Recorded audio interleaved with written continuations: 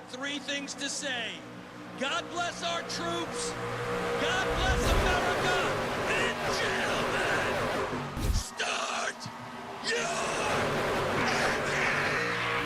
Crowds are rising, hearts are climbing, green flag waving, no more hiding. Fuel the fire, hit the gas. Another week, another chance, 'cause we race like there's no tomorrow. Speed and pride, we never borrow. Side by side till the sparks fly back. You want the glory, earn your track. From the open laps to the victory lane, we chase the thunder, outrun the rain. Strap in tight, no turning back. See you on the track. National velocity, racing league. Do you have what it takes to run against the best?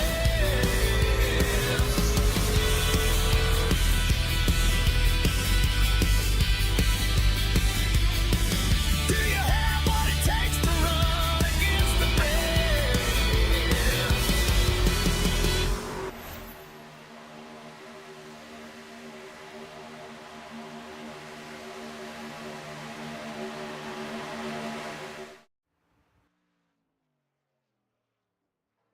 Good evening, good morning, good afternoon, ladies and gentlemen, and welcome back into Motormouth Broadcasting, and welcome into round 10 of the CNC Home Designs Truck Series as we go racing tonight for the Advanced Autoworks Complete Auto Care at Sonoma Raceway. Hamish Runner here with you alongside Jim Cunningham as always, and Jim, we get to run around the newly updated Sonoma Cup course here tonight in wondrous wine country of California, and I hope you've got yourself a cheeky little red alongside, maybe even a white. Who knows what your preference may be.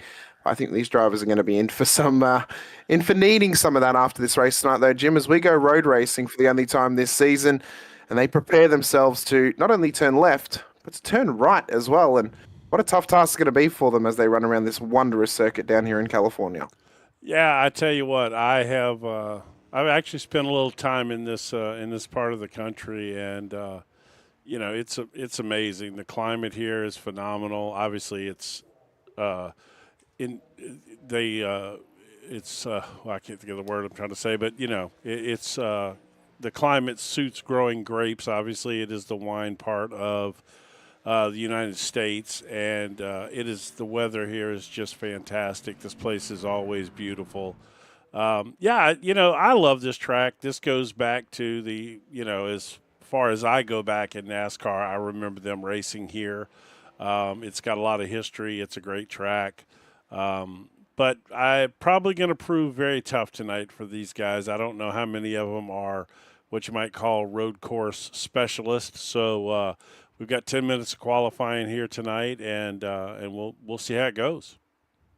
10 minutes of qualifying for these drivers to get some lap times in, of course, set themselves up for the race here this evening. It'll be 42 laps. We're racing around this wondrous circuit here in Sonoma as well. As we check the points at this stage, as we're leading towards the chase, and only a couple of rounds' time, Keaton Tripp is leading the way at this point, but following him closely behind is the only other two-time race winner this season, James Lehman, and Justin Michael, who had what can only be described, Jim, as an atrocious round last time out compared to where he's been this season. And he's going to have to try and just pick things up if he wants to try and sit himself atop the standings leading into the chase at the end of the season. Currently on the bubble for that chase positions is Heath Smith, Billy Bumgarner, Will Kirk, Rod Mitten as well. Those who are just outside the bubble but are challenging it at this stage, John Schoenbachler, Rob Hayes, Jack Watts, Mike Milfelt Jr., Josh Fracker, and Brandon Groover are all within chasing distance of the chase leading into the next few rounds. Now, we know that throughout the first part of this series, obviously, there's been some X-Factor races. You think back to Eldora, even Bristol as well. And this is an X-Factor race tonight, coming into Sonoma. And it's a race where drivers, they're going to have to try and maximize their points if they can, Jim. And those who will maximize their points tonight, they're going to be the ones that are situated greatly comparatively to the other cars, obviously, leading into the next few rounds. Because if you can maximize points coming out of probably the toughest race of the whole season, it must be said, you're going to be sitting pretty well going into the next few rounds leading up to that chase. And any of those drivers that are on the bubble, if they have a good race tonight, Jim, they are going to be loving life heading into the next 4 rounds leading into that chase period. Yeah, I agree. This is just such a wild card here tonight. I mean, some guy who's sitting, 5 to 10 spots out of the chase right here could elevate himself up, and it's close enough to the end of the season that if the right moves are made here tonight, it could bring somebody into the chase who potentially, had this track not been on the circuit, could have missed the chase, especially if we get somebody who can come up here and win this thing or finish in the top 2 or 3 and really score a heap of points. That would be that would sure make it interesting for sure. Well, now, for those that don't know, the NASCAR trucks, very, very difficult to take racing around road courses, of course. The rear end is super, super light. You'll often get a lot of bouncing of the rear diff of these cars as you're coming under brakes and into corners. The main thing drivers are going to want to be doing to mitigate that tonight is being able to blip the throttle.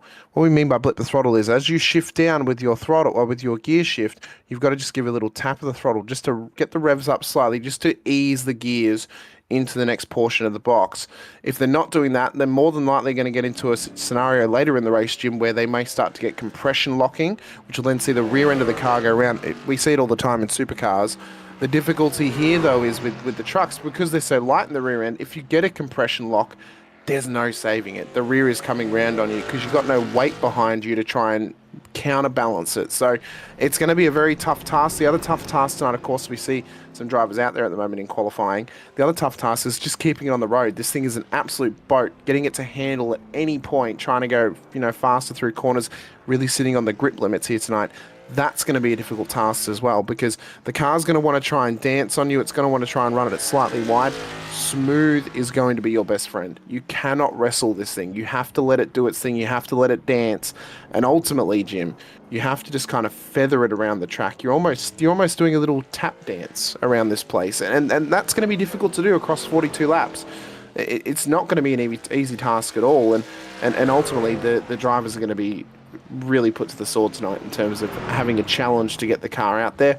The good thing for them is, though, everyone who's coming to the race tonight, Jim, are going to race. We have not got more than 43 cars. So qualifying, yes, it has some onus on it to get you a good starting position, but you don't have the risk of being knocked out and having all your practice come about for nothing. No, anybody that's here is going to make the field, and because I mean, to be fair, there's, I'm sure, plenty of guys that just didn't show up because they just don't like road racing and don't feel like they're any good at it, and just decided to skip this one. But like I said, this is a wild card for potentially for somebody who may be back in the pack a little bit, but this is kind of something they're looking forward to, and they can come up here and, like I said, pick up some top 4 or 5 points, something like that, and get a big score moving forward. Well, we're seeing in qualifying already, Keaton Tripp's becoming the pace of the field tonight. He's one of 2 drivers to set a 1:16 in qualifying, a 1:16.68. The other car to do so is Scott Sanderson on a 1:16.80. So 2 trucks out there thus far have set a 16. Everyone else has been in the 17s or below. I think the difficulty is going to be for Tripp and Sanderson. Yes, they've got the pace to get the cars up the front in qualifying. Have they got the consistent pace, though, Jim, to stay up the front? And have they got the consistency to keep the car on the road? It's only going to take a small mistake for them to end up off track. I've already seen Keaton Tripp do it in practice, and Sanderson. Oh, yeah. No, absolutely. To be honest with you, I would venture to say that if you keep the car on the track tonight, and you don't take it for an off-track excursion or a spin or something, you're going to have a really, really good result. Interesting strategy tonight. The stage break here, let's take a look at that real quick. Is lap 13 tonight, of course, is going to be the stage break. Look at the weather. It's not going to get them to the end of the race, ultimately. No. So we're gonna see. Well, they don't necessarily have to pit on the stage break if they don't want to, but we're going to see that if they do pit on the stage break, that will not be enough to get them home. So my guess is you may end up not seeing people pit at the stage break.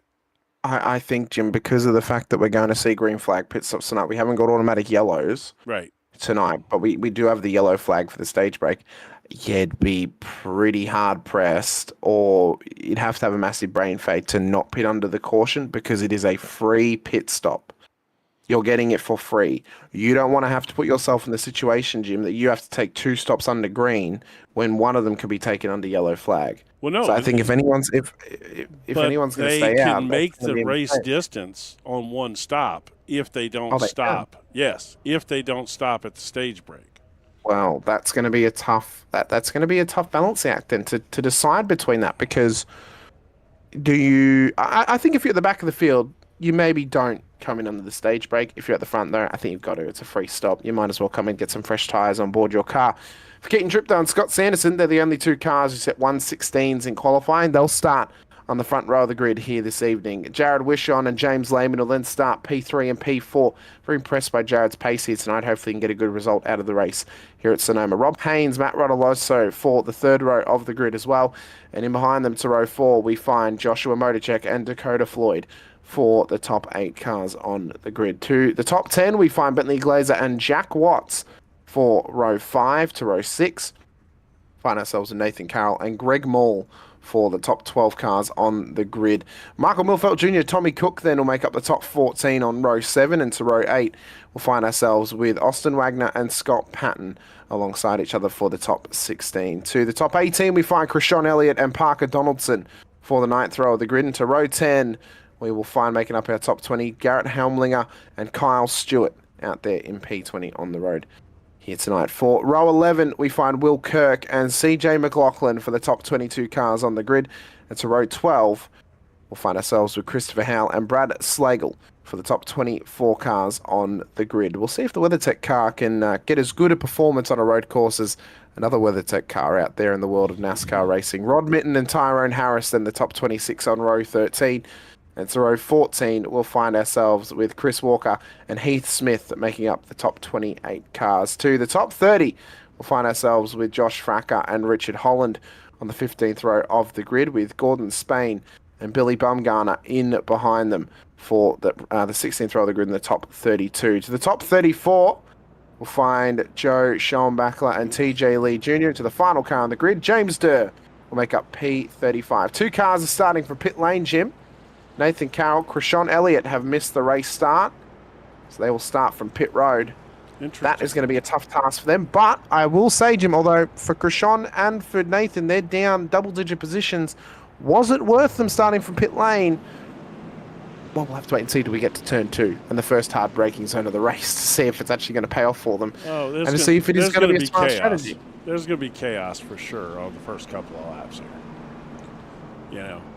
But back to what we were talking about prior to the grid there, which is pitting and not pitting. So according to my calculations and my research, I'm showing that these trucks can roughly do 23 to 24 laps on the tank of fuel that they get.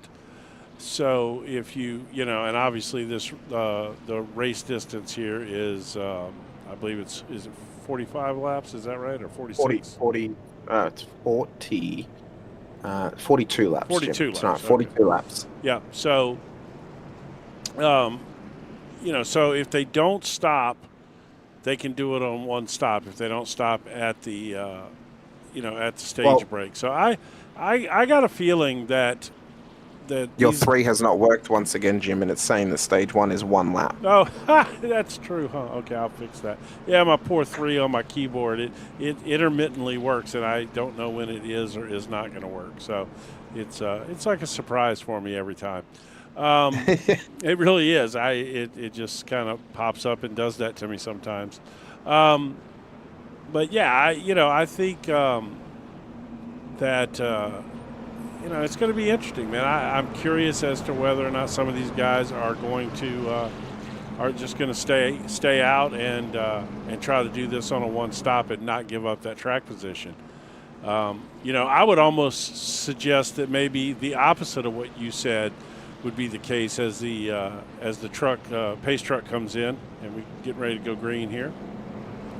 Well, I suppose, Jim, the one thing we know is if you are going to pit under the caution, everyone's going to have to pit again at some point.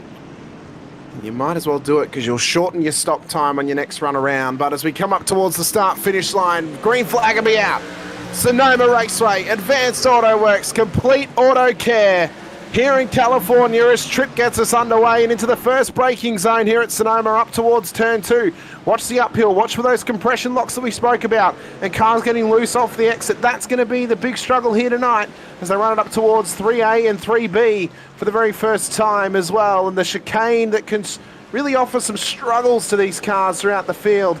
Everyone's made it through neat and tidy though. They made the most of their practice to learn the first sector. Can they learn sector 2 as they run through the Toyota corner down at turn 4? And the majority of them have made it through, but they've got to be careful the track extension, Jim, because the struggle is they run it too wide, they don't get it back on the track fast enough. Similarly to turn 2 into turn 1 into turn 2 at Watkins Glen, they may find themselves in the tyre barrier down there. So they've got to try and get themselves back on the road as quickly as possible to run through the S's for the very first time. But they've made it through the first 2 sectors nice and tidily at this stage. I have to say, I am surprised and impressed. Yes, I am. Yep. Well, you think we should reveal our little secret for the night? I think we can. I think we could reveal our little secret of the night, Jim, if you wish to show it. I feel like it is our little party trick that we have for ourselves. It is our little party trick. That's right. So tonight, given the fact that it's a road course, we're gonna try to focus on more battles throughout the field since the field's going to be spread out, obviously, tonight. So we're going to bring you a little side-by-side, picture-in-picture action tonight for a good portion of the race. Yeah, it means we're going to be able to cover more battles on the circuit and try and pick up more cars that are around the track, as well as ultimately there will be a little bit of spreading tonight between cars, as is the nature of road course racing in NASCAR, Jim, because stock car drivers, you know, they love oval courses. They despise road courses. So unless you're someone who does both, more than likely we're going to get a little bit of separation, especially because of the pace spread across the field as well. It was between a 116 at the top end and a 122 at the bottom end in qualifying. Yeah. So that's a massive gap in terms of pace differential, as there's been a moment for Billy Bumgarner down at the Toyota corner with TJ Lee Jr. and James Durr as well. This is how it's come about for them, Jim, and this is what has happened down at the hard braking zone at the bottom of the hill. The difficulty with this braking zone is you come up and over the crest and all of a sudden you're back downhill again as soon as you're on the brakes. Well, you see there the Ram just taking a little bit too much leeway through the corner, trying to carry too much speed. Subway trucker Bumgarner wasn't quite there with him, and unfortunately contact has been made. As CJ McLaughlin's gone round as well now, and this is through the S's. At the back end of the circuit towards the pit entry. That's another important point to make as well, Jim. The pit entry tonight is going to be absolute hell. As we see there, that's what we spoke about. Car getting a little bit loose, trying to power it out. Doesn't quite work well on road courses as it does on ovals. And, well, unfortunately for CJ McLaughlin, he's bit the bullet in terms of a tyre barrier in the wall this evening as well. But, yeah, pit entry tonight, that's going to be difficult. It's a full 180-degree bend. It's tight. It's tough.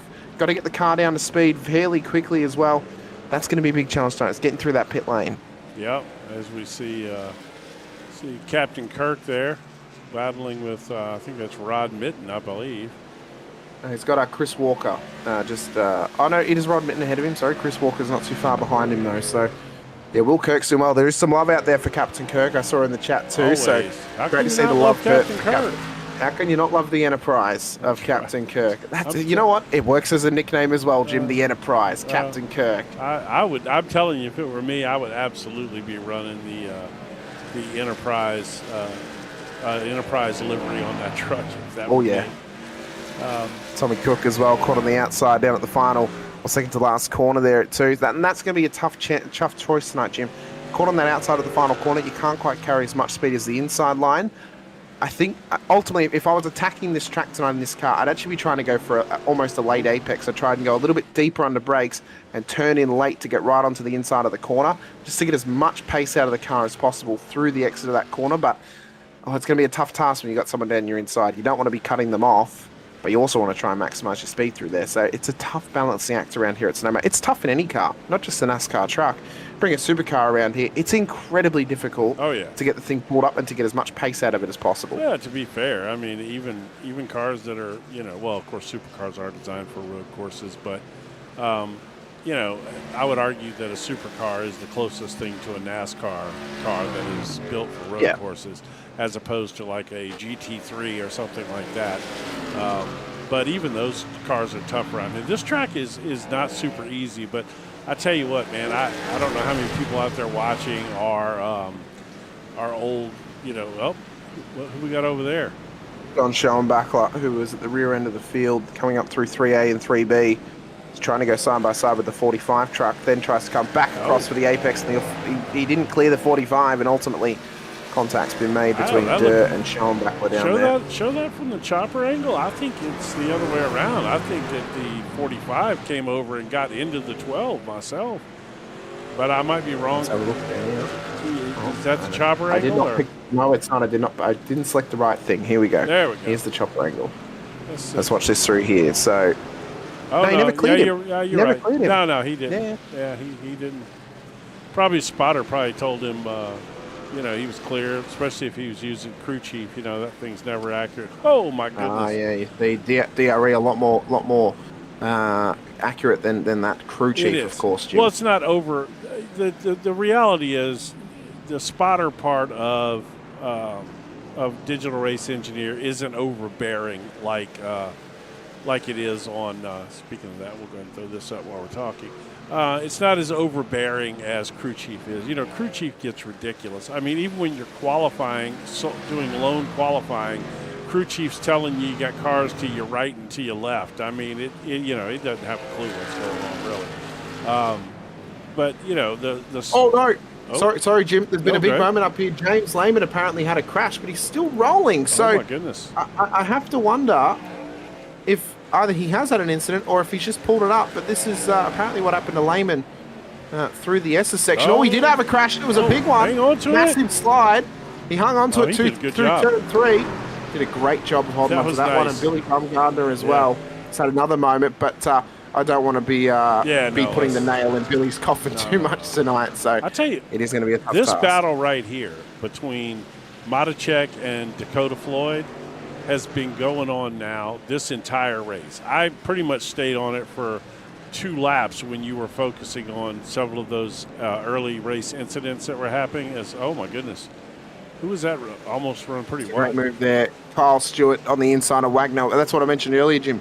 You can run the wide line down there at turn 4. Similarly, though, to turn 1 at Watkins Glen, you've got to get it pulled back on the track straight away. I've seen many a times, especially in wet races here, Jim, drivers will try and run the wide line and head out wide. Well, they can't get the car on the track fast enough. And Yeah, that's an wall. old NASCAR thing too. That they always run that same line through there. And but look at these two, would you? Oh, they're going at it. Contact between Floyd and that's good Matacek. As stuff, though. Matacek comes through, that's a great. You know what? Rubbins racing, Jim. Bit of door-to-door action. We love to see it as more lockups down at turn 11. And cars are just struggling to get, the drivers are struggling to get these cars pulled up here tonight. But that's what we love about road racing, Jim. The difficulties, the balancing acts. And I love it when we get to put a difficult car on a road course because it shows who are the ones that put in the time to prepare and who are the ones that can change up their game plan for something that can be so different to what they're normally racing. And right now it's Tripp, Sanderson and Wishon that have proven tonight that they're the guys that can try and race anything. Well, and I think Lehman all-rounders. was close to those guys in practice and stuff, but he just got away from him there a little bit. Let's see how the race progresses. He may get back up there and be a contender in that top 3 or 4. He certainly had that pace in practice, and he's kind of came back to this pack after that little spin. They're still a little bit behind him, but they're closing on him pretty fast. You got Matacek right there, and then Dakota Floyd after their little incident. Floyd dropped back a little bit. But now that's brought Bentley Glazer and Jack Watts and even Greg Mall, by the way, who is apparently now what he's running a livery of what would go in the shitty cooler, which is light beer.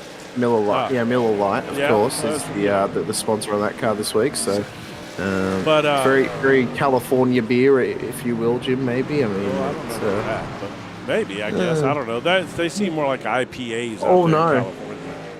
Sorry, Jim. James Durge just had a moment further back in the field, so his night of struggle continues here, and he's actually had to tow back to pit lane. Yeah. He's just lost it up at turn 3, and I think that there was the nail in the coffin for frustration for the 45 car here this evening. So unfortunately, he is pulled out of it as Parker Donaldson and Kyler Stewart continue their battle at this stage as well. So it's great to see these cars. I mean, great battle off the corner though. Kyle Stewart, what a run. Donaldson could not quite get the power down at that time. But they continue their battle at this stage on the back end of the circuit. That's good. Somebody's going to hit that wall tonight hard. Watch. Oh, yeah. At yeah, turn they 4, will. somebody's going to pop Yep. that wall. Yeah, I came back here in the neck of the woods. You're running in here to pick up this Captain Kirk battle here with it's Austin Wagner now, I believe, in front of him, if I'm not mistaken. Oh, that's Rod Mitten and I'm sorry. Yeah, it's Mitten and Kirk still. And Wagner's up a little bit ahead of him a few seconds. Not very far. I just heard an interesting little tidbit for you, Jim.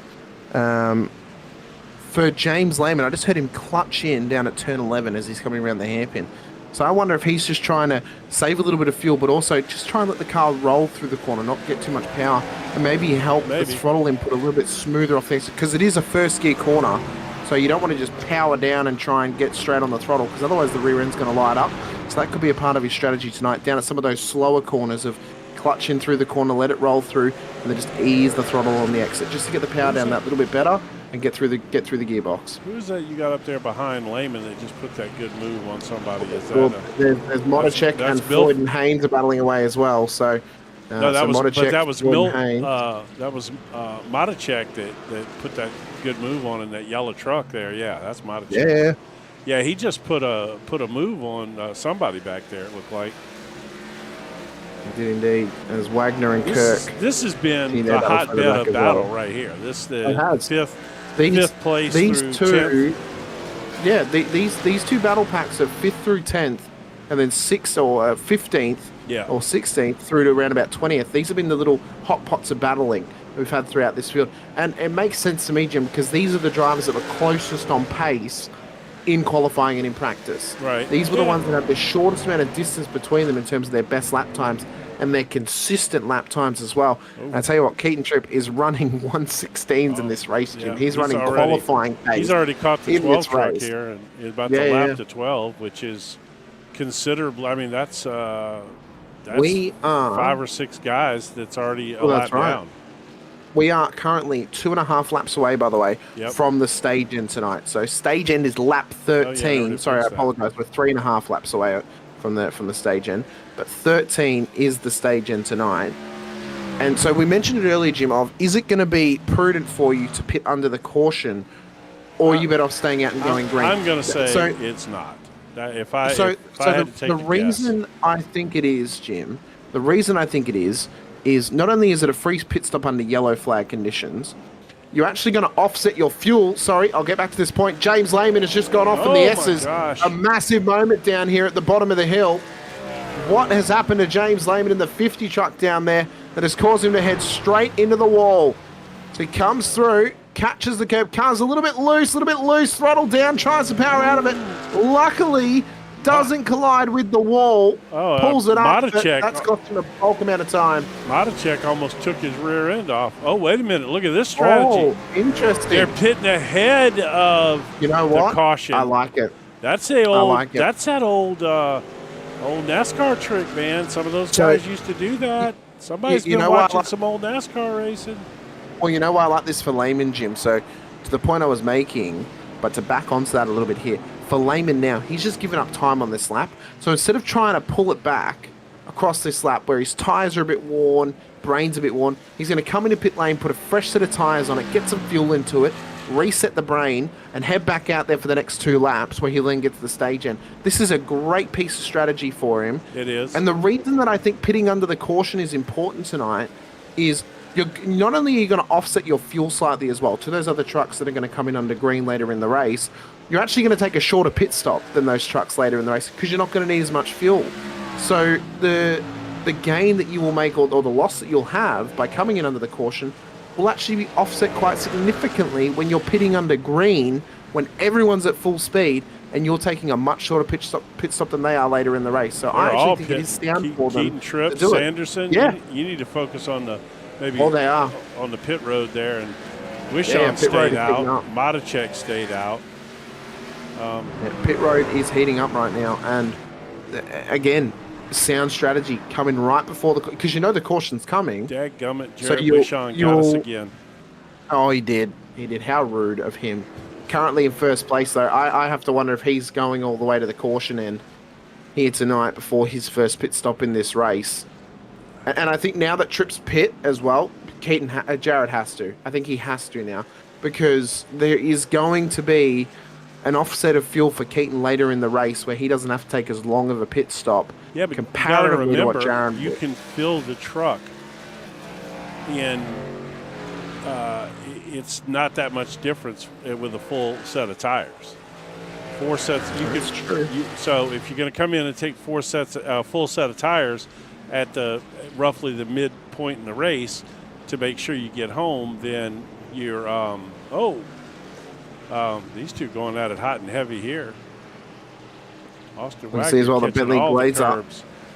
Well, Bentley Glazer as well, battling hard here with some drivers in and amongst the top 10. Billy Bumgardner is a lap down now on these cars, but he's got Jack Watts, Greg Moore, Michael Milfeld Jr. on his tail at this stage as well. Of course, Michael had a great win a few weeks ago. We saw last time out James Lehman taking his second win of the season. Are we going to see Keaton Tripp take his third win here tonight, or is there going to be another driver to get to 2, or maybe another driver to get their first win of this season for the CNC Home Designs Truck Series, as well as Greg Moore in that Miller Lite car continues to pressure Jack Watts, and Glazer's starting to get dragged back into the pressure pot here of them. They've got to be cautious, Jim, just to keep themselves nice and tidy as we are on the final lap of stage 1.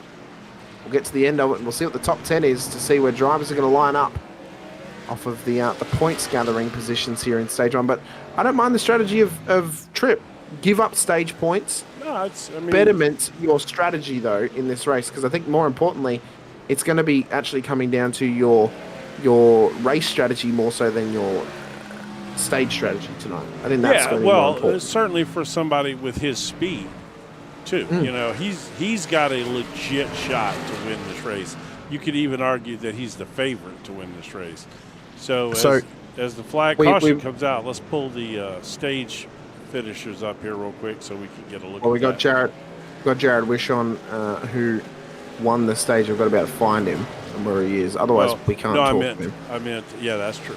You look for him. I'm going to pull the top 10 finishers up here in the stage real quick over here, and we see that we got Jared Wishon.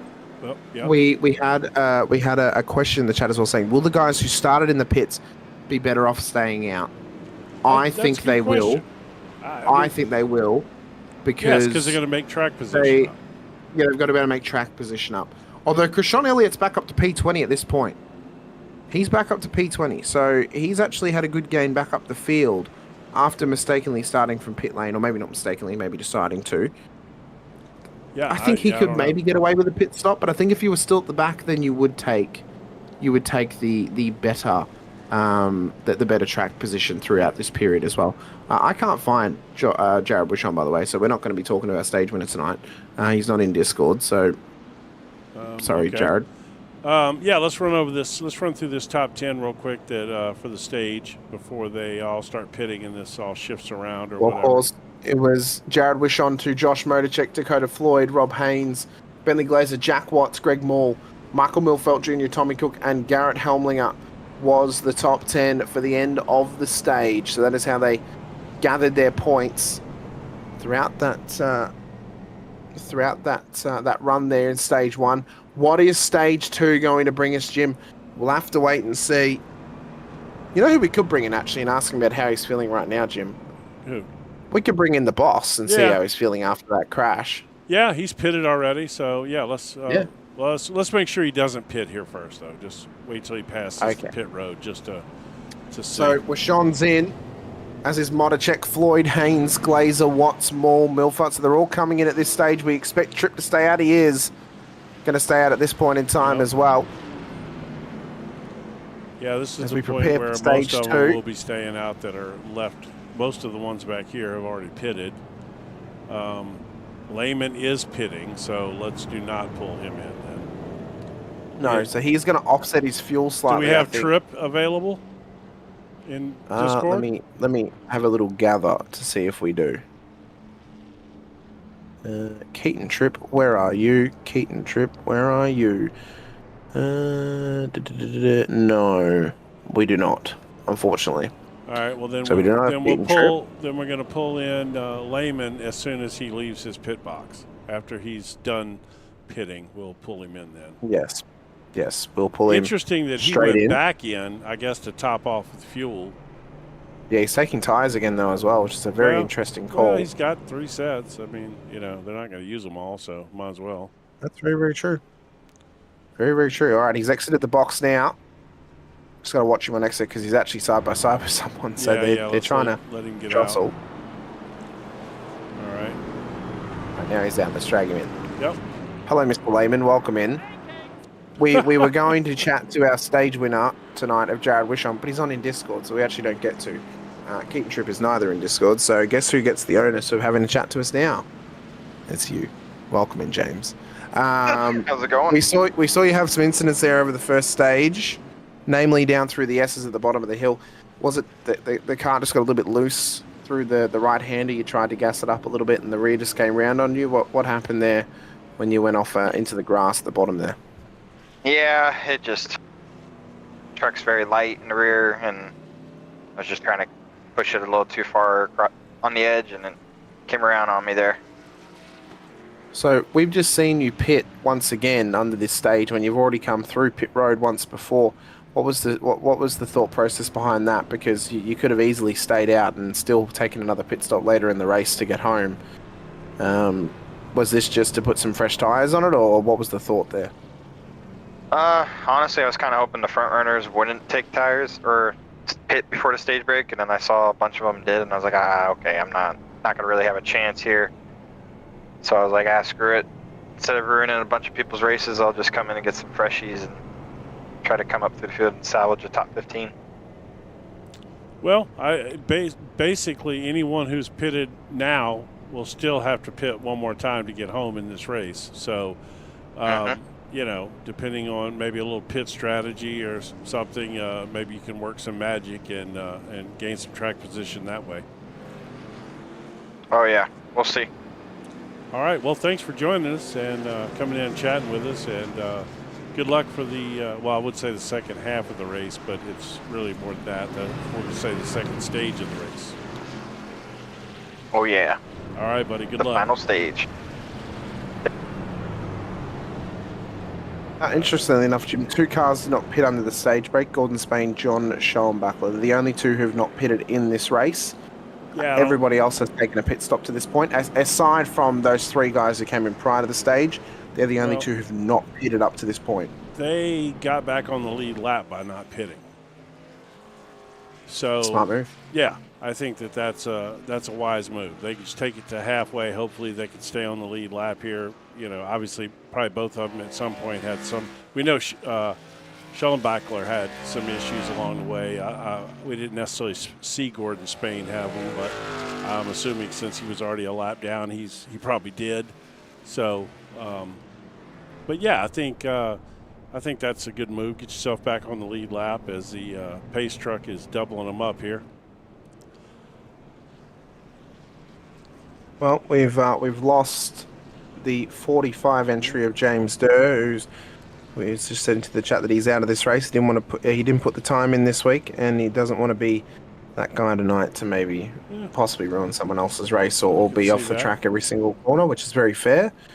Very wise move there by James, I suppose. So hats off to you, James, for having the self-reflection of that moment. When we prepare ourselves for this restart and we get our timing and scoring back up for you as well, I'm going to move this. We'll be preparing ourselves. Go ahead. I'm gonna real quick. I'm gonna move this this track map down to the bottom just so we can have it on the screen, but it'll be kind of out of the way. So that way it's not covering up our sponsor logos, because those people are very important to us in the league. Well, we suspect that this stage restart is going to be as hectic as the whole race has been to this point as well.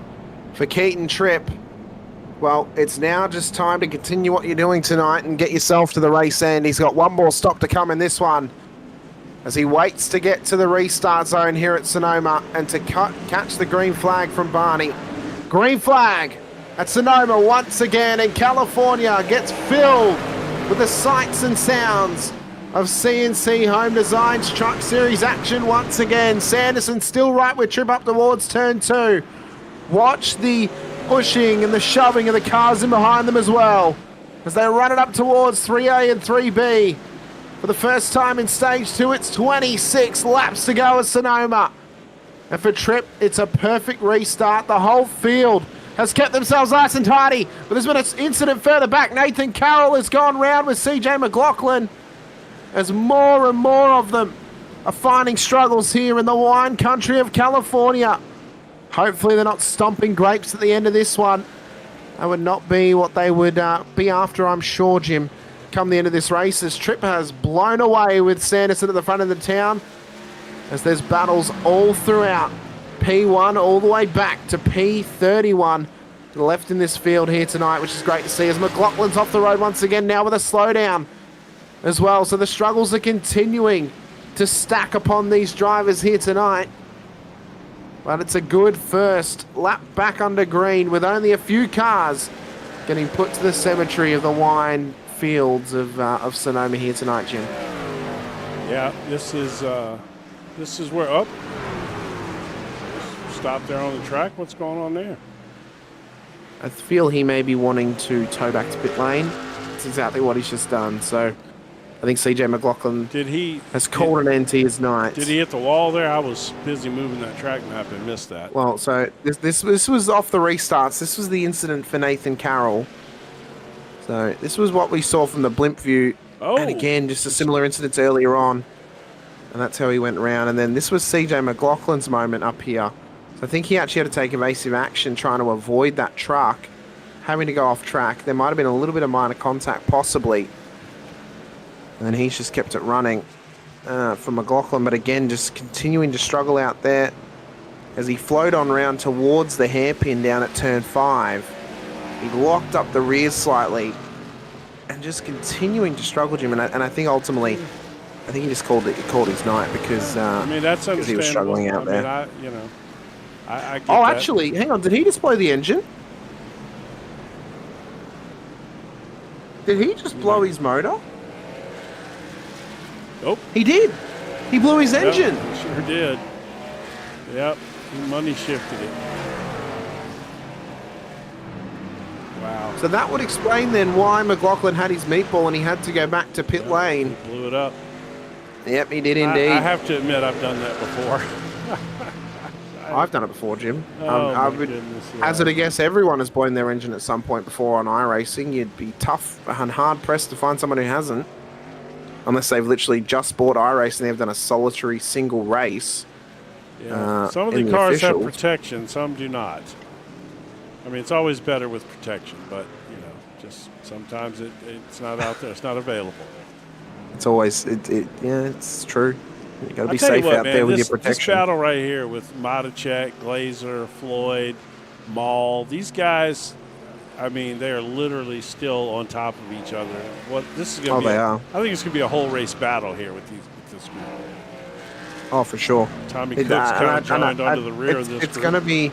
It's going to be hard pressed for them to let go of each other. They're all of a similar pace tonight. Yep. They're all sitting in a very solid position in amongst the top 10. It's going to be an interesting, view of the night of how they're actually going to end up. As we can see, Milfeld Jr. on the inside of Mitten here, down at turn 12. Mitten with a slight lock up there. That's going to give Milfeld the outside line through the final corner. But he's going to get the run up the hill towards turn 1 and then into turn 2 as well. So he's managed to survive for the moment. But that was a hairy time to try and give up a position to Milfeld, who couldn't quite get it done at that stage of the race. But at this point, Jim, at the top end of town, it's once again Chevrolet dominance. The top 10 is made up of 7 Chevrolets, 1 Ford, and 2 Toyotas. No Rams to speak of. As James Lehman is off the road once again off the exit of turn 3. Well, clearly my advice didn't help. I don't know what that was, but I just didn't really give. Oh my goodness! Is that? Oh, that's it. Okay. Oh, Yeah, I thought that was. I grass. thought it happened again. No, it well- did not. Luckily for him. Man, it's so easy. It's anybody that looks at this and wonders, oh, how do they do that? You know, get in one of these trucks and go around this place. Look at this battle right here. Oh, you can see it wiggle. Boy, he got that brake bias back. You can see that thing wiggling as he put the brakes on there. Hey, Rhiannon makes a great point in the chat. Yeah, sometimes you she just need a does. raw dog, That's right. you know, and sometimes you do. I mean, we've seen it work out for drivers in the past across multiple series here on the channel. Yes, in and it fact, paid our off. Australian buddy Jack Anderson is famous for that. Yes, he is indeed. Yep, a road course aficionado. I would have liked to have seen him join this group and come race with these guys tonight. He would have been quite entertaining out here. Well, I did put the offer up last week that I'll come and wildcard the road course race, but Yeah. was not chewed upon. No, well, that, Unfortunately. it would have been what we should have done is you should have just joined practice and got out there with Yeah. them and practiced, and then you could have just bailed, and would have been you'd have had some fun, and they'd have had some fun with you, and then could have come up here and bailed me out in the commentary booth, but. So We're seeing is- some great battles at this stage still, I'm which still is trying great to find. see. There's a truck out there running an Oregon Ducks livery, which is very West Coast appropriate. But I can tell you who it's not. It's not James Lehman, who's No. continuing to struggle to keep this car on the racing line here tonight. yeah, he's got to And, slow down now. Yeah, he is. He's taking the IndyCar line. He's Yeah. taking the IndyCar circuit out there, Jim. But Well, that's let's go battle here. We got Fracker and Smith. Oh, is it? Oh, that's who it is.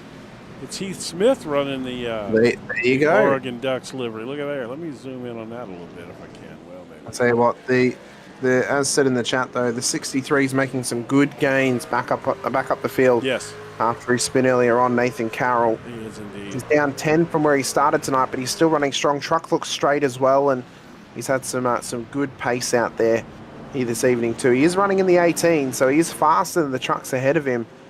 So he could possibly make up another 4 spots before the end of this race, but yeah, he's going to try and get a wriggle on here with 21 laps to go. I wouldn't. He hopes I to wouldn't get it hold back him to up just full 4 speed. spots. I Given wouldn't. pit strategy and all of that, who knows? I mean, so easy to get a pit road speeding penalty, or any number of things on a road course. Drop a tire. I mean, it's just it's such a wild card. Heck, he could end up in the top 5 or 10. I mean, you just never know. Tell you what as well, Parker Donaldson tonight, impressed with his running here this evening as well, Jim. I'm seeing no off-tracks reported for him to this point. So he's managed to keep this truck on the tarmac the whole time. Great to see from him. Unsure if he's had any incident points from contacts on circuit, but he's had no off-tracks, which is one of the keys to success tonight that we spoke about. Keeping the truck neat and tidy, Absolutely. keeping it clean. Speaking of You know, that, that look at this, Matt Ruddle. How do you say? Is it Ruddleso? Matt Ruddleso. Ruddleso. Ruddleso. Yeah, I mean, this is a prime example of what I was talking about. Here's a guy that's got a heck of a run going here, qualified well, staying up front. Haven't talked about him, which means that he hasn't put it off track too much, and he is sitting here in 4th place quietly, just taking care of business. and just biding his time. Yeah. Which is a very important strategy call to make here tonight as well. And I wondered, Jim, actually, because we spoke about the pit stop strategy earlier on of what the balancing act was going to be, whether you came in under the stage, or even come in before or come in after. Yep. As Schoenbachler and Lehman are now back in pit lane, by the way. I wonder, though, how strong could the undercut be tonight? Are we going to see anyone maybe come in that little bit earlier, get some fresh tyres on board the car, and then push on in some clean air to try and counteract the pace of some of the cars at the top end of the field? Because I think if you're in the position of Rodoloso or Wishon, maybe you come in with 15 to go or 13 to go. Use your fresh tyres on board your car, push on, and really split this race into sort of 3 sections. They went 14. Let's go another 14 to lap 28, and let's go 14 to the end to 42. And maybe not push the tyres too far, because I think if we get into the scenario of the front runners going too long, the tyres are going to burn up, the lap times are going to come down, and you're all of a sudden going to get a great gain from coming in that little bit earlier and using the fresh tyres to your advantage. I mean, that's a good question. At this point, I mean, I'm going to be honest with you. I still would not have pitted. I would be doing this as a one-stopper. I would. So I don't. It'd be hard for me to say because my strategy's already been thrown out the window. There's nobody executing my strategy at all. You know what you sound like you need right now, Jim, and it'd be what I might need at this point in the race as well. You sound like you need some really delicious artisan coffee paired with some lovely music, Jim. You know where you can get that? I do know where, actually. There's a little place down in Florida. Stuart, Florida. Yep, down in Stuart, Florida, known as the Roasted Record. And you know what they do, Jim? If you don't live in Florida, I know you're moving there very soon. I am. It looks like, like that's going to happen, so yes. But you know what you could do right now before you move there, Jim? You can go to their website, and you can order some artisan coffee, and you can order some records to go with it as well, and you can use code SIM20 at checkout for 20% off your order. I was thinking about ordering some Australian beans. You could with maybe an AC/DC record or something. You should get an NXS album instead, Jim. It pairs well with coffee. Well, that's probably true. All right. AC/DC goes well with punching on with a bin. That's what AC/DC goes well with. But NXS would suit your coffee very nicely. You can get stuff from their website as well. They've been a great supporter of us here as a broadcast channel as well. They're supporting one of the series that we're broadcasting too, that you can see the replay of yesterday when we were racing at Daytona for the Full Throttle Nation Ultimate GT Championship. So they support that series too. They support us as broadcasters as well. Yes. You guys can go support them. If you're based out of Florida, you can go visit them in person. You can check out some of the tunes they got. Check out some of the brews they got. I would hazard a guess, Jim, you could even taste some of the brews they've got in person as well. Yeah, absolutely. Or you can order online if you're not quite close enough to the store, and you can get stuff sent straight to your door. So please help support them as they help support us by heading over to their website and making an order for yourself using that code that we said, SIM20. Get yourself a little bit of a discount, and they'll ship pretty much anywhere as well. So, whether you want to taste Australian coffee, whether it's US-based coffee, you want to taste Canadian coffee, Brazilian, whatever it might be, they have nearly anything for everyone. So, go check them out and give them a try, and leave us a review in future if you do try them. Let us know your thoughts as well. Yeah, I think you'd be hard pressed to find any better artisan roasted coffee than those guys have. They really do seek out the best coffee from around the world. So it's definitely worth a try for sure. Oh yeah, worth a try, of course. And I would say that I would order some from there, Jim, being that I'm on the other side of the world. Yeah, but shipping would probably cost you. Shipping prices are about to go up even more because of the posting things in Australia is about to go up as well because of us having higher gas prices in Australia right now. So it's I can't quite order one for myself, but I'm sure you can over in the US. So give me a try. What happened with Tyrone Harris there? Let's have a look. Well, I've not seen anything that's stated that he's had an incident, so I'm unsure what's actually happened to him, Jim. At this point of the race, we've got 16 laps to go though. Let's see what's happened to him down at the back end of the circuit. So he's down at turn 4-5. Oh, he's compression locked the rear end. That's what I spoke about earlier on, that compression locking. And luckily, he did not end up in the wall or end up relatively off track. He's actually kept himself in a very neat and tidy position at this point in time. So that's worked out well for him at this point of the race. I'll tell you what, seeing cars go through those S's just brings me back to those days of my early Cup Series days, watching Dale Earnhardt come through there, and they would get these camera angles that showed him jacked up off the ground. It was where his two wheels are off the ground, hitting those curves coming through there.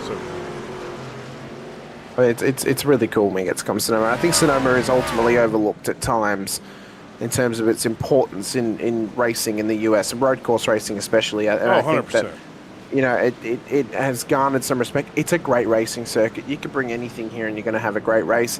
I'd love to see an endurance race here, Jim, of sports cars. That'd be phenomenal as well. But yeah, I mean, it's a home stay for road course racing for a reason. Millfelt and Kyle Stewart there going through the hairpins side by side. They are pushing each other to the absolute limits at this stage of the race. And for Millfelt, well, he wants to try and maximize his performance here tonight. He's down one from where he started, but he's still around about the spot where he qualified and where his pace has been sitting tonight as well. So he's been doing a fantastic effort out there. James Lehman in the chat for this. He has said screw it tonight. And he's pulled out of this race, unfortunately for Has James he? Lehman. So he has indeed. He's in the chat with us, watching along with us as well. So, but no, the battles have been spectacular all throughout this race, and this battle in and amongst the top 10 or back into the top 10, Jim, is continuing to heat up between Rob Haynes, Greg Moore, Jack Watts, Tommy Cook, Garrett Helmlinger as well. 5 cars separated by barely anything at this stage. It's been the battle all and they are night. putting on a show. I mean, It really has been. This has been the hotbed of action right here.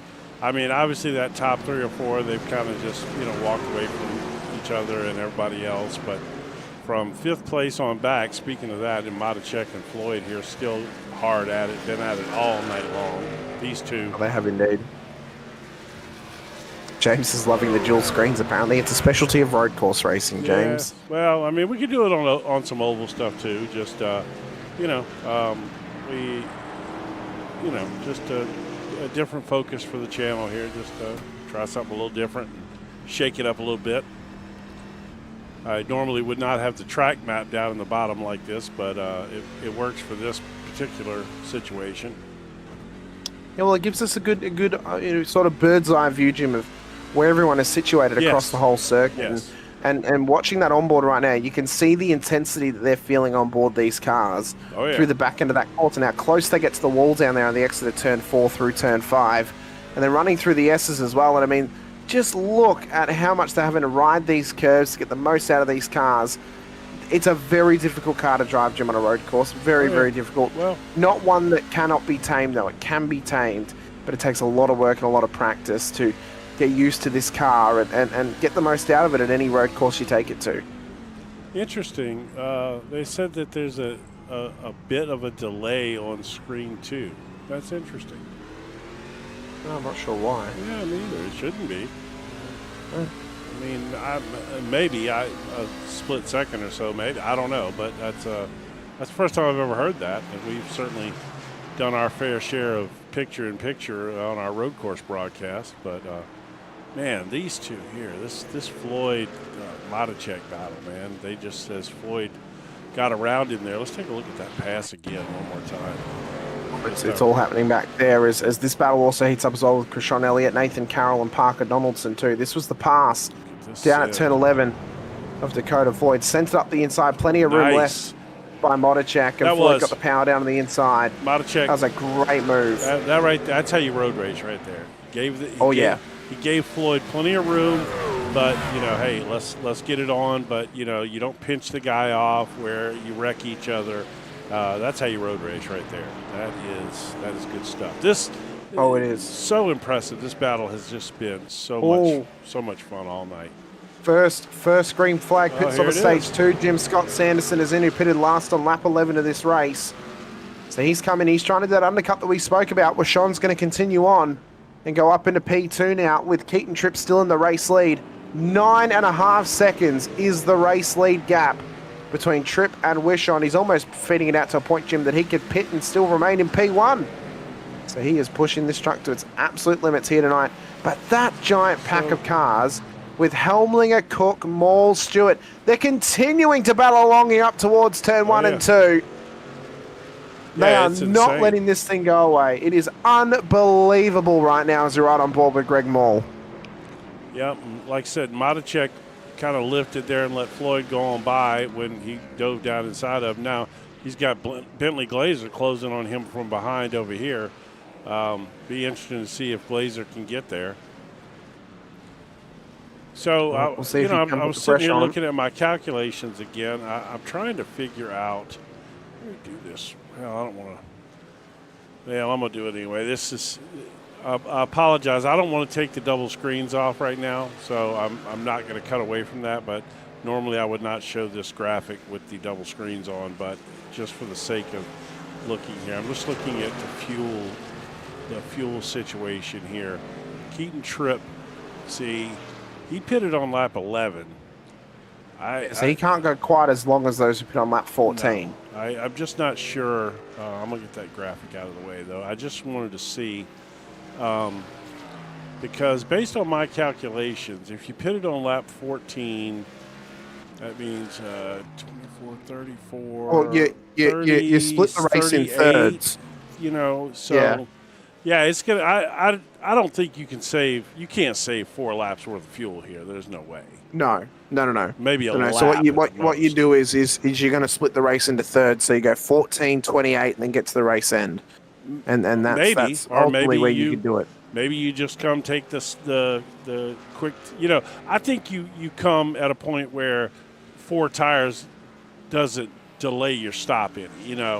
So you don't want to come too late because then you'll only need a splash of gas or whatever. But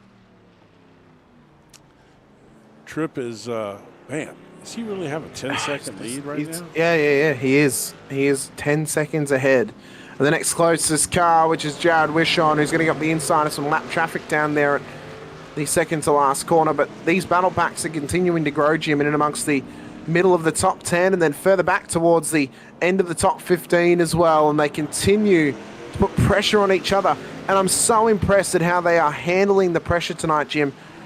Ultimately, this could have been an absolute wreckfest tonight, and ultimately it hasn't been. No, it hasn't. They have been super neat and tidy, super respectful to each other. I'm not gonna lie to you. And it has been spectacular racing between them. Surprised the hell out of me. I'm not gonna lie to you. I really Give us more races. This has been great. Yeah, it has been, and I'm shocked. I really truly thought this was gonna be a crash fest, and these guys. Oh, Austin Wagner. Sorry, he's just run it wide up at turn 2. Yep. He held on to it, but that's lost him 2 spots to Mola Milfelt Jr. down there. So Wagner just running it that little bit too wide, a little bit too much pace, didn't quite get the apex, and off the road he went, but he keeps rolling here back in P14 on the road. I'm interested to see what Nathan Carroll's going to do here pit stop wise. Is he going to try the undercut? Is he going to try to go long?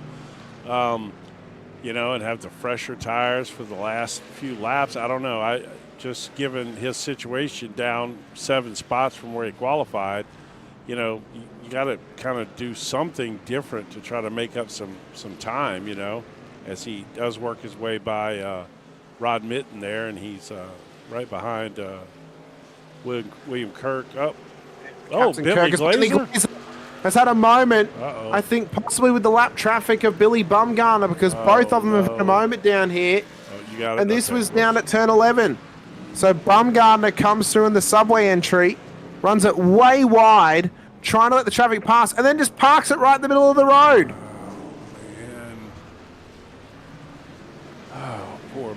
And that is a real shame for Bentley Glazer. That is a real Hard shame. has to go out for him. Luckily, the car's not destroyed, but that's cost him a bulk amount of time, and arguably that's cost him a chance at a top 5 here tonight. That's a real shame. Yeah, I mean, there's still some time to recover from that and pit stops and all the things, but oh my goodness, man. I mean, clearly Bumgarner was trying to save the truck there. It was still wiggling on him, I think what he was doing was he was trying to run wide to let them down the inside. Yes. And he's then panicked because he's realized there's another car that wanted to come through. And the best piece of advice we could give him, Jim, is the classic, how do you give up blue flags? Stick to your line. The fastest cars will get by you pretty easily. Sure. You know what? I would love to see. Can we see that again from his onboard by any chance? From Bentley's or from Billy's? But Billy's. Okay, yes, and we then can. maybe Bentley's. But I want to see something. I think that he got out in the marbles trying to get out of the way, and this truck stepped out on him, and he tried to recover it. See, he almost hit the wall there. See, He overturned. Yeah. He overturned the car. I think I think he got into the marbles, and he was reacting to the truck stepping out on him. I think the truck started sliding towards the wall as he got into the marbles to the tire barrier, and he tried to correct it, and it just came back around. I think. Yeah. I mean, And I think unfortunately for Bentley, his line of trajectory was always going to be where that car ended up. It was always going to be where Billy's car was, and he had nowhere to go. Yes. Ultimately, so. Yes. But they're getting into it down here. Milfeld Jr. and Mole, door to door down there at turn 5. It is heating up between them. Oh yeah, this has been so good all race, man. been such a great race out there. Austin Jim, who Wagner. claimed it was going to be boring at Sonoma? Well, I'm not going to name any names, but he could join us in the commentary booth right now because he's out of the race. He could bring us some pancakes possibly as He could bring well. us some pancakes. Exactly. Let me go back. Oh, I'll have some syrup and butter with it too. You and I picked the You same battle. picked the battle that was already on, Jim. And we've done it again. All right, I'm going back to the front battle. You stay there. No, yeah, you went back to it as well. Oh my God, here we go. Oh. There we go. I mean, that just goes to show you we've been working together too long. We're just so in sync, Jim. We're picking the same things Yes, we're like out on the we're road. like twins. Oh, we are. We are indeed. As Carl Stewart, Garrett Helmlinger continue their battle as well as we continue on with Modicek and Floyd, who have been tightly contested this race. Wagner now with a slowdown too, so he's got to be careful. He doesn't push that thing to its absolute crescendo of limits in terms of how soon he can serve that slowdown. He's already served it now, so that's good to see. But Helmlinger and Stewart continuing on here, and it's been a tight battle at the back end of the top 10 this whole race as Sanderson and Maul. Contact with Sanderson! And we mentioned it. I don't know. We mentioned it earlier Your on, mic Jim. just completely cut out when you got Yeah, excited. no, that was right me. there. I was feeling a cough as it was coming. I muted to cough, and then I just kept speaking because it went away. But Sanderson, we mentioned, remember he pitted early to try and undercut strategy a little bit. And unfortunately Is for he out of him, gas? he's put himself, no. Oh. He put himself in the line of fire by being in the midfield. Contact's been made with Greg Maul. And that's arguably going to cost Sanderson P2 in this race because Wishon still needs to pit as Elliott runs wide further back in the field as well. Oh my gosh, I really would like to see that one more time. Maybe from the onboard there. Let's see if we can get it for you. That's the beauty of. Here we go. We can watch So- replays. So right on him, off the curb goes Maul, and then just into the back of the 61 of Sanderson, sending him off the road. So I mean, that is. Look at the 42 going on by on the inside there. That was a nice avoidance of that whole deal.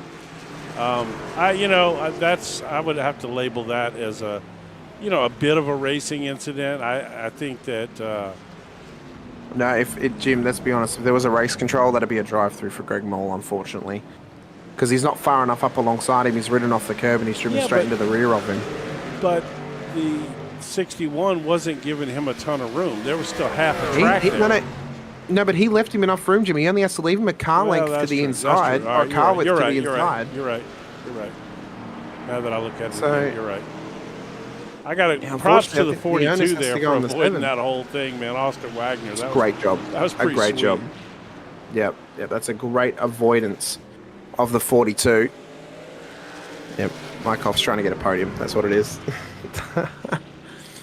But yeah, for Wishon now, this is a massive moment in this race, Jim, because Sanderson going round, that's going to help Wishon and Rodoloso Yes. to challenge now for that podium against Sanderson. So that's cost him some drastic time. I tell you We've what, got 5 laps to go. It is tight on the fuel, and it's tight how long they can go. Man, that's going to be a heck of a call if they can go all. There's no way that Keaton Tripp can go that far. I just don't think, unless he's been saving fuel this whole time. But the thing is, he's got a 17-second gap over Yeah. P2. He can pit and remain in the race lead. No, not if they don't pit. If they pit with him, is what I mean, and he's going to maintain that gap. He would certainly remain on the podium. He wouldn't drop off the podium if he pit and they didn't.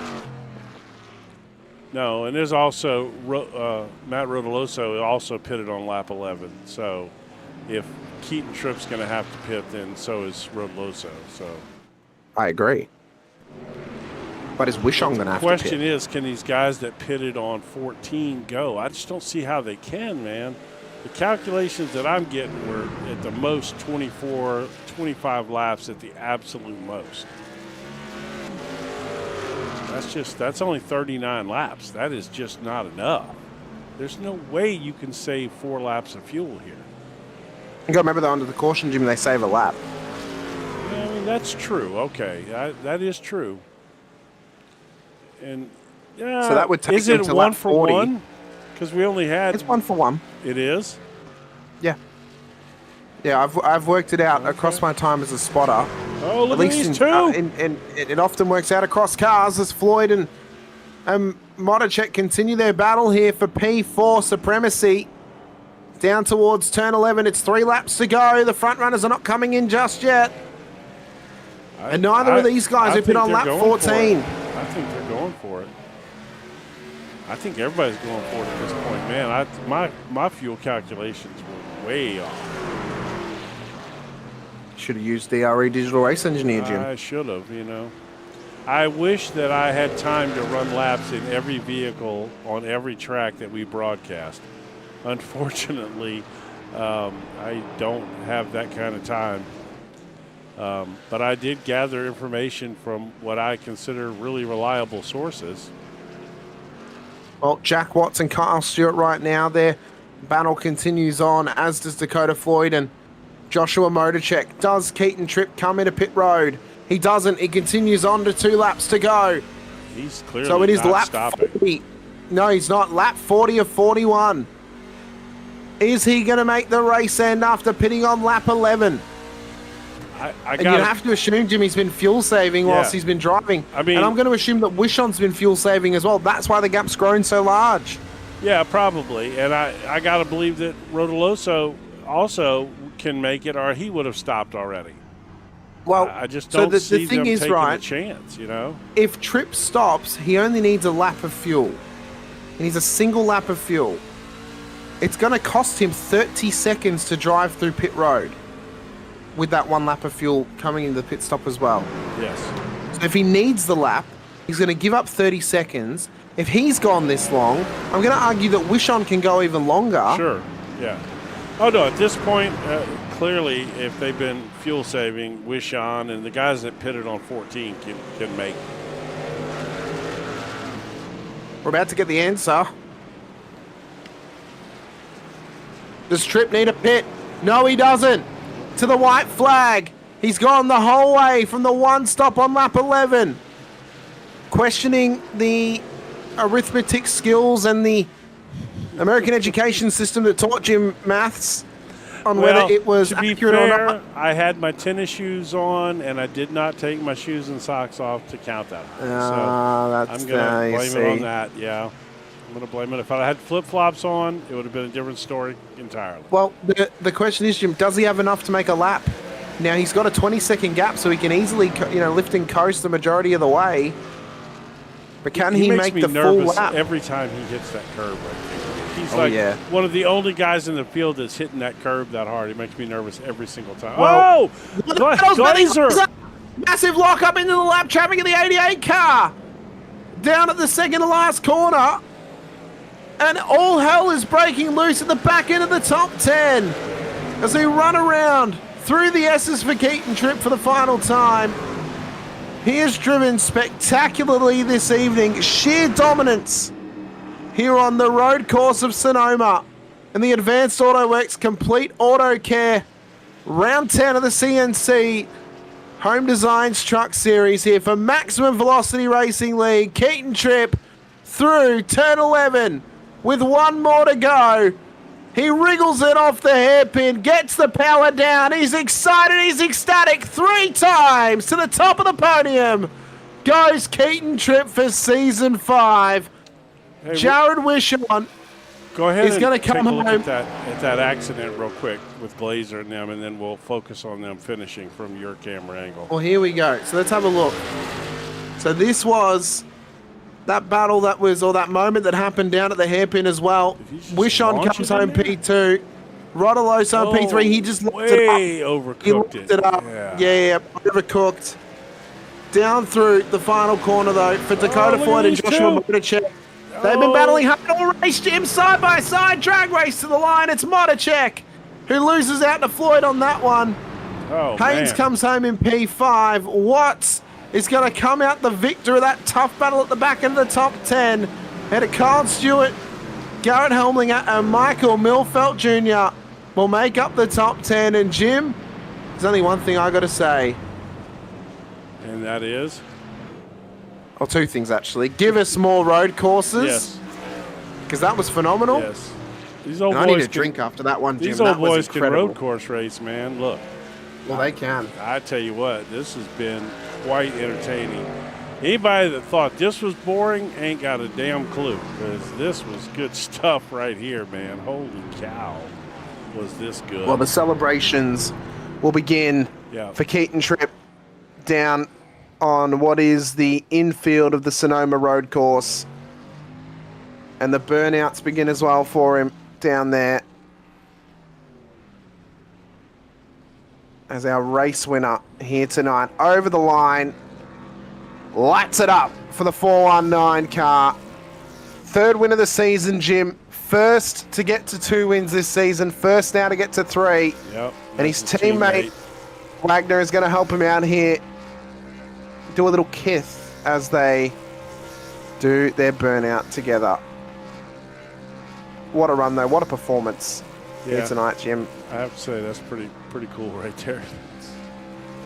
Bouncing noses off each other. Oh, what a fantastic race, man. Golly. I honestly was not expecting that tonight. I really wasn't. So good, man. So good. All right. This Tripp bails out on us there. He's coming back.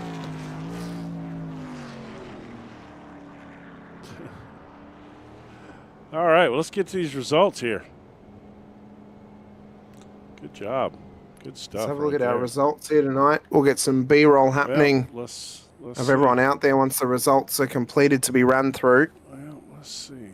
Yeah, that's what I thought was going to happen. It's for some reason that thing is glitched all day. But we got this right here. We'll do it old school way right here. Old school. Yep, there we go. Here tonight. As we see, Keaton Tripp takes home the race win by 21.6 seconds over Jared Wishon in P2. Matt Rodoloso comes home in P3 tonight on the podium as well. Dakota Floyd, Josh Motorcheck, close battle all night. It's Floyd who gets the victor in that one for P4 and P5. Rob Haynes, Jack Watts ahead of Carl Stewart.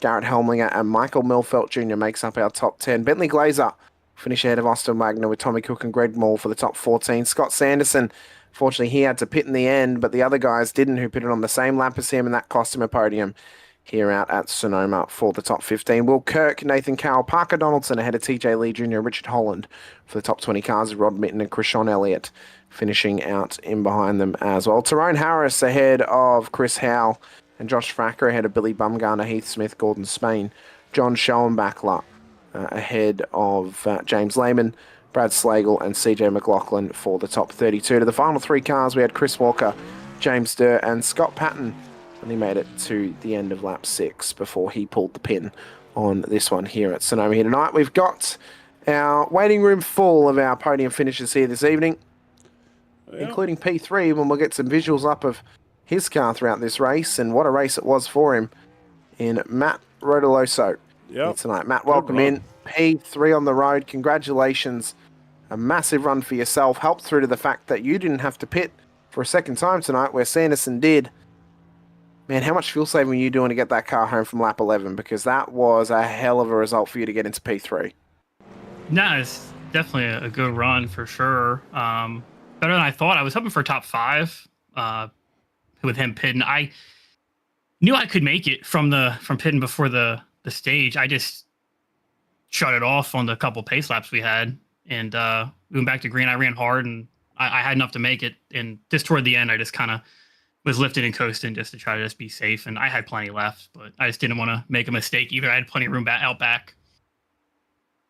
So what you're saying is Jim's arithmetic was off. It was bad. Yeah, it was bad. He claimed you guys are going to be 4 laps short at the end of this race. Let's be fair. I'm old enough that they used to call it arithmetic when I was in school, so it's been a while. So let's just, and plus, like I said, I had tennis shoes on. I did take my shoes and socks off. Did you forget your abacus as well, Jim? Yes, I did forget my abacus as well. Yes. Yes. Well, Matt, this is a great result for you. I mean, would you be hoping for us to maybe see an extra or two extra road courses in future seasons? Because Jim and I were very impressed tonight. We thought the field did very, very well in the only road course of the whole season. Would you be hoping to see more road courses in future? Because I would love for us to maybe try out going to the Charlotte Roval, maybe even to Coda or Watkins Glen. I mean, what's your opinion on that? Do you think we should see some more road racing here in the series? I mean, I'd love to go to Watkins Glen just because I feel like here in Sonoma or Sonoma in there are my two best tracks. So I'd love to go there, just being biased. But well, I mean, it's got NASCAR history. I feel like I'm better at road. Ton of NASCAR history in those two tracks too. You know, so. Yeah, no, absolutely. Like I said, I feel best at road courses. I just feel more comfortable. So, probably my best track. So I love to race more road courses for sure. I know probably most of the other guys in the field probably wouldn't, just because I feel like a lot of them struggle just with the length of races and just the physicality of it. Wait till you go back and watch this race, though. There was plenty of good racing, and there was not a lot of guys struggling out there. I mean, that's good. You know, so yeah, it was great. I enjoyed the heck out of it. So congratulations, man. Good run for you tonight. I'm not exactly sure what that's going to do for you points wise, but it's certainly not going to hurt. No, probably not hurt. I'm not super worried about points. I just run and whatever it is, it is. So I'm not up front most of the time on the ovals. I'm half decent there, and here I'm just above average a little bit. So that's all. You pulled a nice one out of your hat tonight, and you sure got a buttload of points for that. So that's good. Yeah. So yeah, no, thank you guys. I appreciate it. So yeah, hopefully we get another road course, or next season there's two of them or something. Go to Watkins Glen, that'd be pretty cool. Well, Matt, we appreciate your time. Appreciate you coming over chatting to us as well. Is there anyone that you want to give a shout out to before we let you go? My teammate, I always give a shout out to Rod Mitten. Always enjoyed chatting with him and hanging out with him doing races. And shout out to everyone who puts the league on, you guys for doing the broadcast. Just appreciate you guys, and hope you guys have a good night. All right, man. Well, Matt, we appreciate your time as well. Thank you so much. Matt Rodoloso, P3 on the roadie tonight. Congratulations. Best luck next week at Charlotte Motor Speedway. Thanks so much. Next up, we have P2 on the roadie tonight, Jim. A breakout performance for him, it must be said, for the 17 of Jared Wishon. Jared, congratulations. P2 tonight. Have we found your secret to success being a road course, or were you just feeling it tonight out at Sonoma?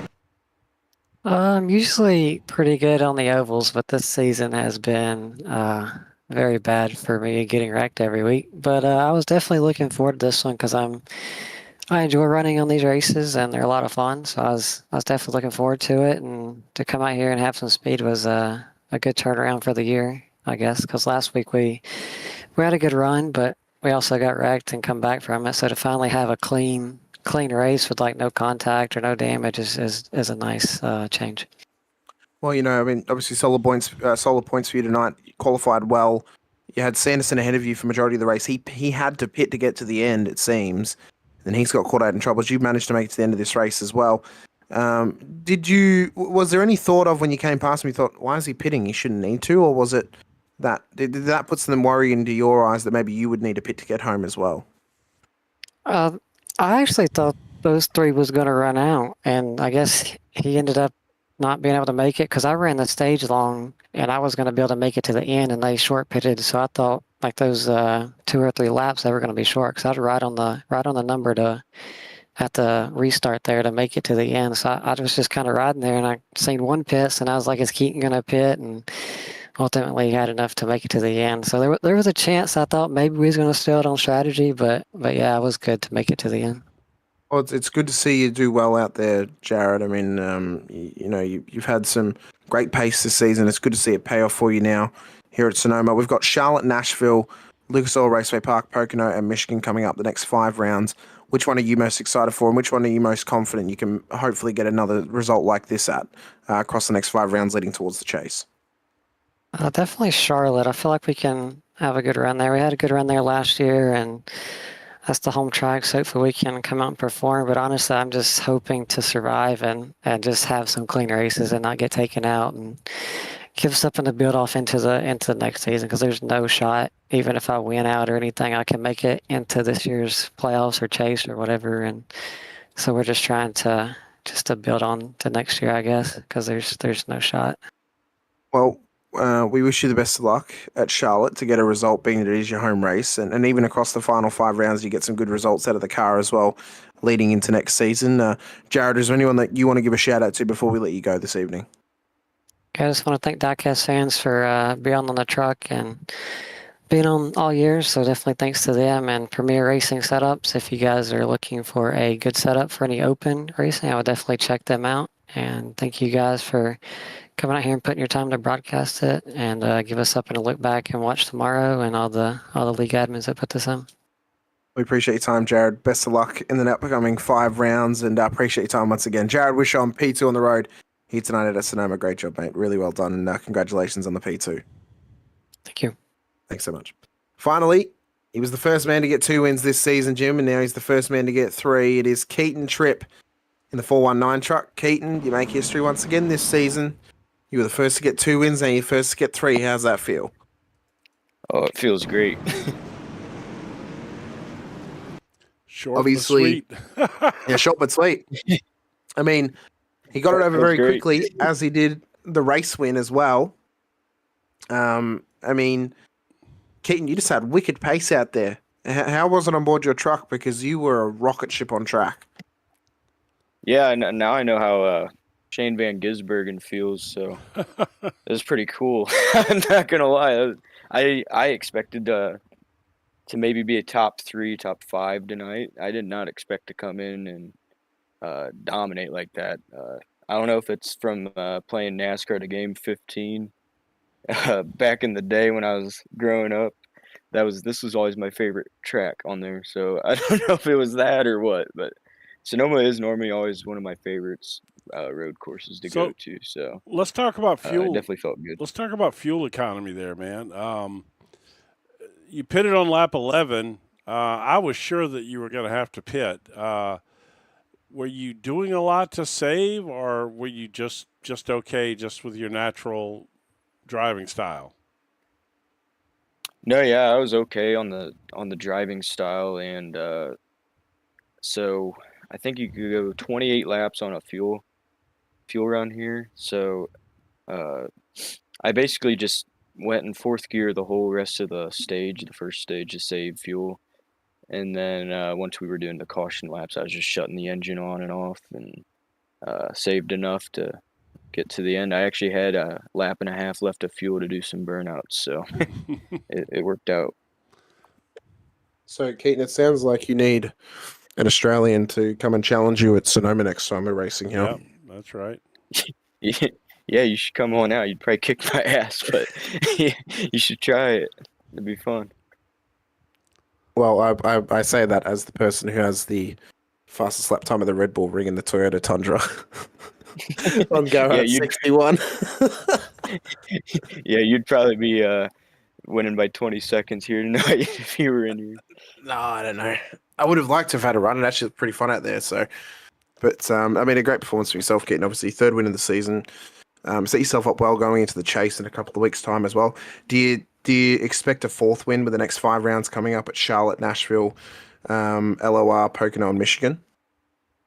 I feel good. I feel like I could get another win, but time will tell. We'll see how it goes, and you never know in these races.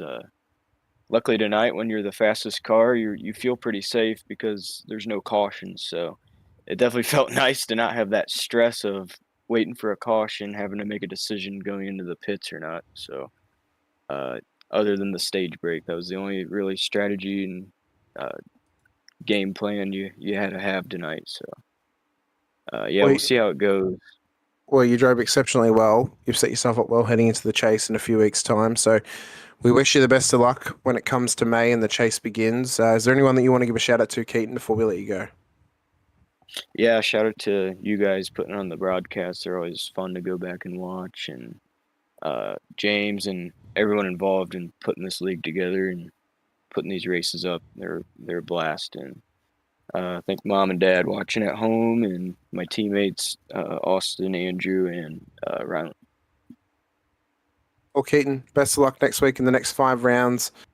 It looks pretty likely you're going to make the chase at the end of the season as well, so we wish you the best of luck there too. And I don't think this will be the last time we're chatting to you this season. So we look forward to whenever the next time is we're chatting to you, and to see how you go in your next time out there at Charlotte next week.